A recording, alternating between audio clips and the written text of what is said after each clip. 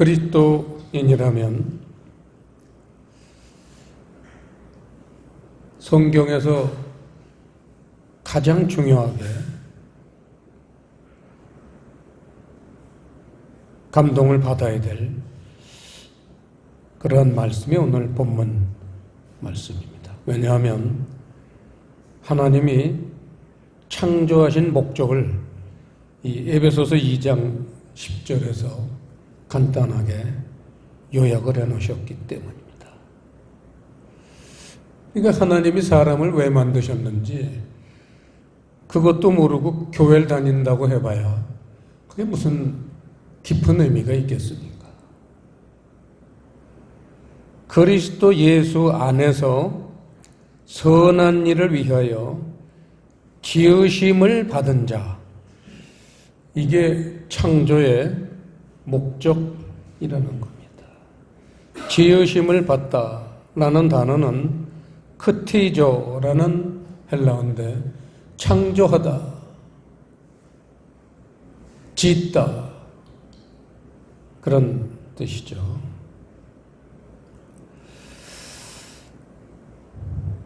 선한 일을 위하여, 이게 목적이라는 거예요. 그리스도 예수 안에서 선한 일이에요. 그런데 선한 일이라는 것은 밑줄을 치시고, 우리 푸른 교회는 여러 번 다룬 거지만 다시 한번 말씀을 드리면, 선행이라는 게 뭐냐? 그리스도 예수 안에서 선행, 착한 일, 선행이라는 것은 착한 일. 착한 일이 뭐냐?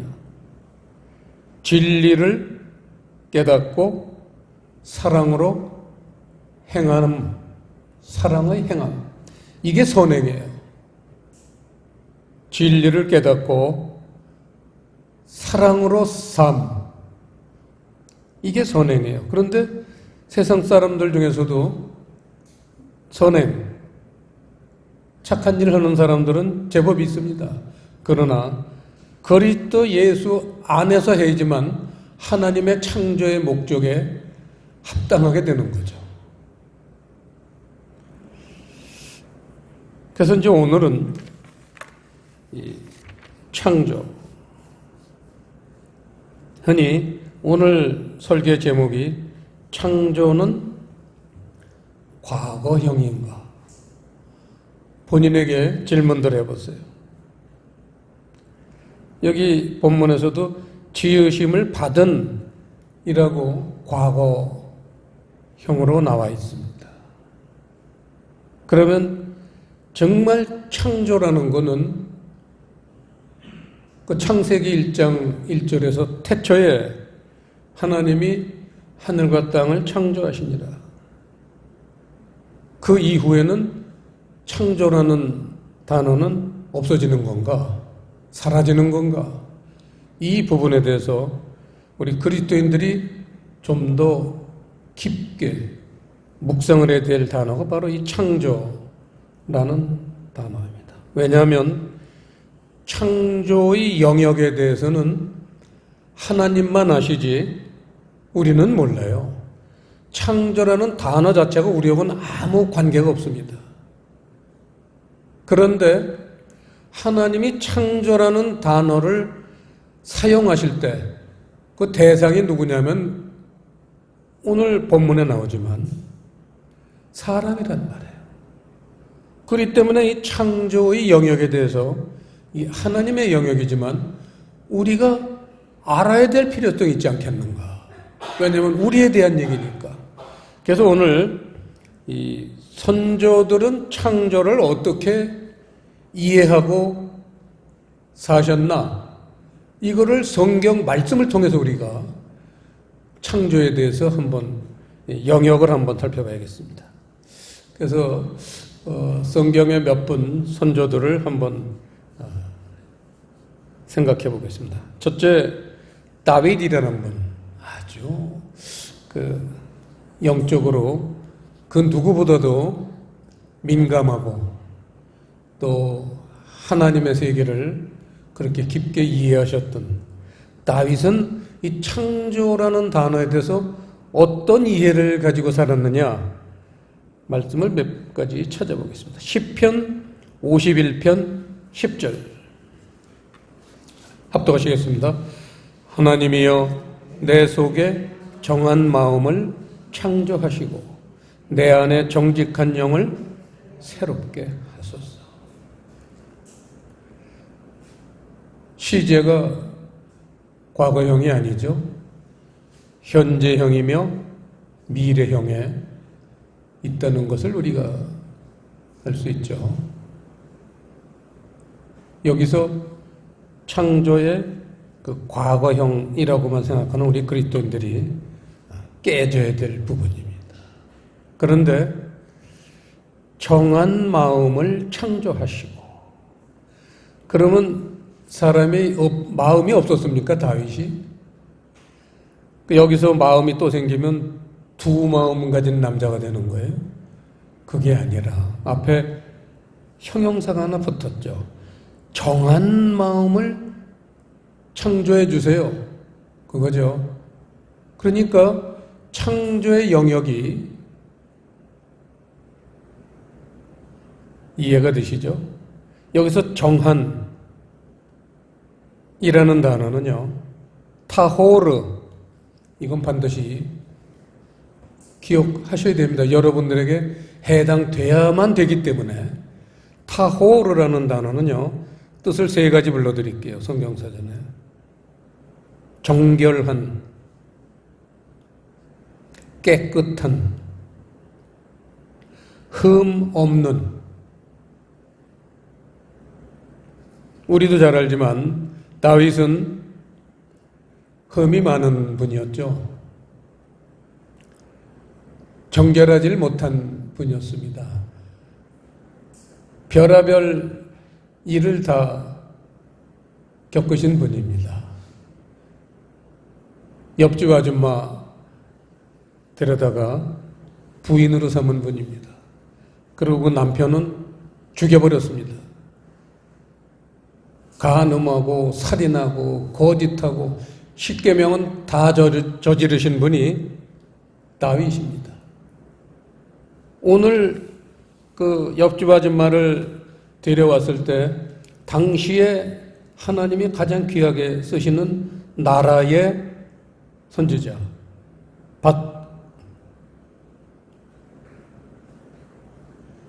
나단이라는 선지자죠. 나단이 다윗을 찾아와서, 이 왕이잖아요. 왕한테 뭐라고 말할 때 왕이 기분 나쁘면 그 자리에서 죽일 수도 있는 그런 생사 여탈권을 가지고 있는 게 왕입니다. 옛날에. 근데 나단은 목숨을 두려워하지 않고, 왜?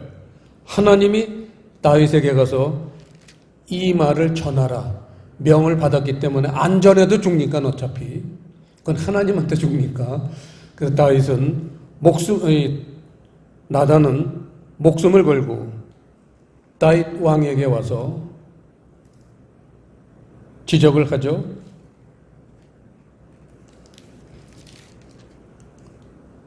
열왕기 구약 성경에 기록되어 있죠. 나단이 날카롭게 다윗의 범죄를 지적했습니다. 그럴 때 다윗은 화를 안 냈어요. 다윗에게 복수하지 않았어요. 강대상에 제단의 뿔을 가서 잡고 하나님께 잘못했습니다. 속죄의 기도를 올렸습니다. 참 다윗은 멋있으신 분입니다. 왕인데 부하한테 싫은 소리 듣고 그걸 하나님의 음성으로 듣고는 제단에 나와서 제단의 뿔을 잡고 하나님에게 용서를 구한 사람입니다. 그때 한 기도가 바로 이거라는 거죠. 하나님이여 내 속에 정한 마음을 창조해 주십시오. 깨끗한 마음을 창조해 주십시오. 내 안에 정직한 영을 새롭게 해 주십시오. 여기서 마음과 영, 이 두 가지가 나옵니다. 여러분 잘 보셔야 돼요. 이 영이라는 단어는 루아흐입니다. 우리가 잘 아는 루아흐, 영이에요. 신약 성경에 나오면 그게 푸뉴마죠. 영이에요. 그러니까 사람의 몸은 영, 혼, 육으로 구성되어 있는데 잘 보세요. 그 구성의 배치를 보면요. 영이 위에 있고 제일 밑에 우리 육체가 있어요. 중간에 뭐가 있느냐? 마음이 있어요. 혼이 마음이에요. 영, 혼, 육. 그 마음을 하나님은 자기 것으로 만드시려고 하시고 마귀도 자기 것으로 만들려고 하는 거예요. 이게 성경 내용이에요, 사실. 그래서 사람들이 마음을 마귀에게 빼앗길 땐 사람들이 더러운 짓하고 더러운 생각하고 죄를 짓는 거예요. 그랬다가 지금 다윗은 그걸 아니까 내 속에 정한 마음을 창조해 주세요. 그러는 거는 제가 마귀의 욕에 넘어가서 죄를 범했는데 저를 거둬주시고 버리지 말아주시고 제 마음을 깨끗하게 창조해 주십시오. 그렇다면 창조는 이례적인 게 아니라는 겁니다. 하나님의 세계엔 이례적인 게 없어요. 용서 한 번 하면 끝입니까? 끝없이 용서해야 돼요. 왜냐하면 사람들이 끝없이 죄를 짓잖아요. 하나님의 세계는요, 한 번만 사랑하면 됩니까? 끝없이 사랑해야 돼요. 우리가 가진 못된 짓을 하더라도 하나님의 사랑은 결코 시그러들지 않습니다. 하나님의 세계는요, 중단이라는 게 없어요.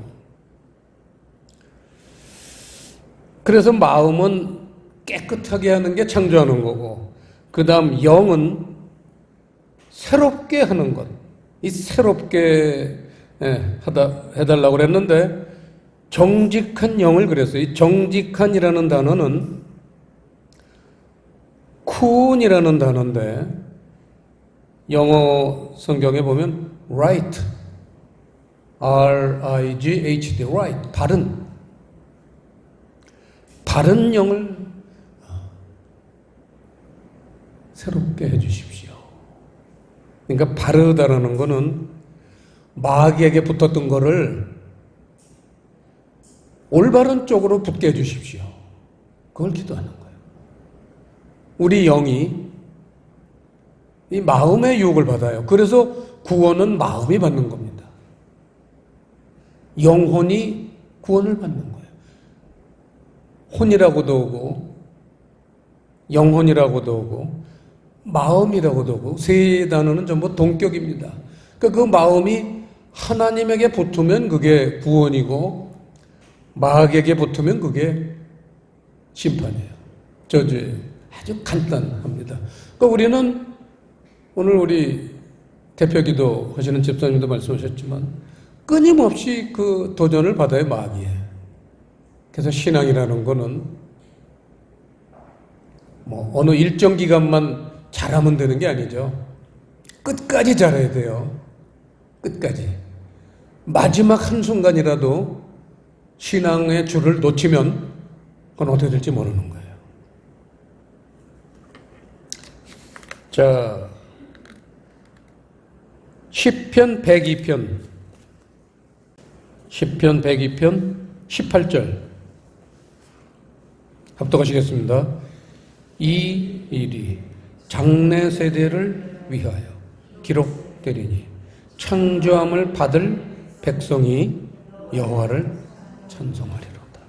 여기서 찬송은 누가 할 수 있는 노래인가? 세상 노래가 아니라 찬송이라는 건 하나님에게 감사를 하는 노래가 찬송인데 누가 찬송할 수 있느냐? 창조함을 받을 백성. 여기서 받을이라는 데 밑줄을 치세요. 미래형이죠. 받을. 창조함을 받을 백성이 여호와를 찬송한다는 것입니다. 그러니까 창조하고 관계가 없는 사람은요, 사실은 하나님을 찬송할 수 있는 자격이 안 되는데 지가 멋대로 입을 벌려서 노래하는 거죠. 그건 노래지 찬송이 아닙니다. 찬양 사역자가 아무리 많다 하더라도 교회에서 아무리 뜨겁게 찬송을 할지라도 창조함을 받지 않는 사람은 그게 노래이기 때문에 하나님이 그 사람이 부르는 노래는 받지 않으세요. 어떻게든지 자기 마음에 내가 뭘 잘못된 게 있나, 고칠 게 있나, 이런 걸 깊이 생각하고 그걸 하나님에게 은혜를 받아서 고치기를 원하는 그런 마음을 가지고 눈물을 가지고 노래를 할 때 그게 찬송이라는 겁니다. 그래서 거기 장래 세대를 위해서 기록을 돼 있다는 거예요. 자, 하나 더 볼까요? 시편 104편 바로 옆에 있습니다. 30절 합독하시겠습니다. 주의 영을 보내어 저희를 창조하사 지면을 새롭게 하시나이다. 지면이라는 건 이제 우리의 몸을 얘기하죠. 몸. 우리 몸이 새로워져야 되는데 그걸 주의 영, 성령님을 보내요. 성령님이 우리에게 오시는 목적은 저희를 창조하사, 그 창조가 들어있잖아요. 성령님이 오시면요, 우리의 더러워진 마음, 그거를 깨끗하게 하시기 위해서 오시는 거예요. 정결하게 하시기 위해서 오시는 거예요. 흠이 없게 하시기 위해서 오시는 거예요. 왜냐하면 베드로가 고백을 했지만 이 다음에 예수님을 신랑으로 맞을 때 흠이 있는 신부는 안 좋잖아요. 여러분 결혼식장에서요, 그 결혼식 하객들이요, 그 쑥은쑥은하잖아요. 저 신부는 애도 띄었대. 3번이나 애를 지었대. 이렇게 쑥은쑥은해요. 그러면 그 말이 신랑 쪽에 그 가족들에게 들어갔어요. 그러면요, 이혼합니다. 신부에게 흠이 있다. 근데 참 그 세상은 불공평한 게 신랑에게 흠이 있는 거는 흠이라고 생각을 안 해요. 자, 그래서 우리가 다윗의 창조관을 봤습니다. 이사야서 하나를 보겠습니다. 48장. 이사야서 48장 잘 봐야 됩니다. 6절, 7절 합독하시겠습니다. 네가 이미 들었으니 이것을 다 보라. 너희가 선전치 아니하겠느냐. 이제부터 내가 새 일, 곧 네가 알지 못하던 은비한 일을 네게 보이노니 이 일들은 이제 창조된 것이요 옛적 것이 아니라 오늘 이전에는 네가 듣지 못하였느니라. 그렇지 않았다면 네가 말하기를 내가 이미 알았노라 하였으리라. 창조에 대해서 이미 알았다고 생각하는 사람들은 한번 이 말씀을 잘 묵상해야겠죠? 새 일이라는 거예요. 하나님은 새 일을 약속하신다라는 게 이 이사야서 48장 주제입니다. 새 일이 뭐예요? 이제 이 일들은, 그 새로 생기는 일들은 이제 창조되는 것이요. 창조의 현재형을 얘기하고 있어요. 지금 창조하시는 거랍니다. 하나님이. 뭐가?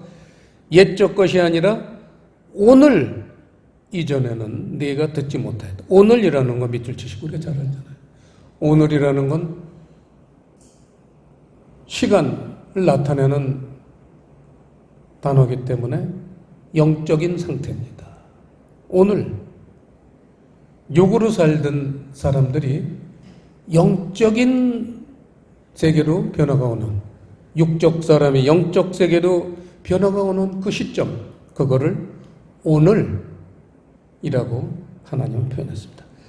그게 새일, 과거에 있었던 게 아니라 앞으로 계속해서 일어날 일이라는 겁니다. 이해가 되시죠? 자, 하나만 더 보겠습니다. 신약에서도 봐야 될 거 아니에요? 창조와 관련된 신약은 다윗 바울의 창조관을 하나 보죠. 에베소서 4장 24절 하나님을 따라 의와 진리의 거룩함으로 지으심을 받은 새 사람을 입어라. 구약 성경에서 창조의 내용을 바울 사도가 결국은 좀 더 정확하게, 좀 더 사실적으로 우리가 받아들일 수 있는 그러한 권면의 말씀을 하시는 게 오늘 이 말씀입니다. 여기서 지으심을 받은 이라는 단어가 아까 에베소서 2장 10절에 본문에 나오던 크티조라는 단어입니다. 창조하다. 그래서 의와 진리의 거룩함으로, 의와 진리의, 의는 사랑, 사랑과 진리로 새로 창조함을 받는 그러한 사람을 새 사람이라고 바울이 소개하고 있습니다. 그러니까 천국은 누가 갈 수 있어요? 새 사람만 갈 수 있어요. 누가 못 가요? 옛 사람은 절대 천국 못 가요. 그래서 옛 사람을 새 사람으로 만들기 위한 과정, 그런 작업을 창조라는 단어로 쓰신다는 거예요, 하나님. 이해가 되시죠? 이렇게 오늘 성경에 몇몇 군데를 찾아봤습니다. 그래서 이 창세기 1장 1절에 이 창조라는 단어가 처음 나오는데 그걸 생각해 볼 때 창조라는 거는 창세기 1장 1절에 태초의 상태로 회복시키는 것이 창조다. 이걸 우리가 알 수 있습니다. 이게 창조에 대한 가장 깊은 뜻입니다. 이사야서 65장 잠깐 보시겠습니다. 65장 17절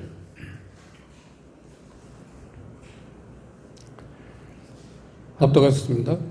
보라, 내가 새 하늘과 새 땅을 창조하나니 이전 것은 기억되거나 마음에 생각하지 아니할 것이라. 18절에 너희는 나의 창조하는 것을 인하여 영원히 기뻐하며 즐거워할지니 보라, 내가 예루살렘으로 즐거움을 창조하며 그 백성으로 기쁨을 삼고 내가 예루살렘을 즐거워하며 나의 백성을 기뻐하리니 우는 소리와 부르짖는 소리가 그 가운데서 다시는 들리지 아니할 것이며 거기는 날수가 많지 못하여 죽는 유아와 수완이 차지 못한 노인이 다시는 없을 것이라. 곧 100세 죽는 자가 아이겠고 100세 못 되어 죽는 자는 저주받은 것이리라.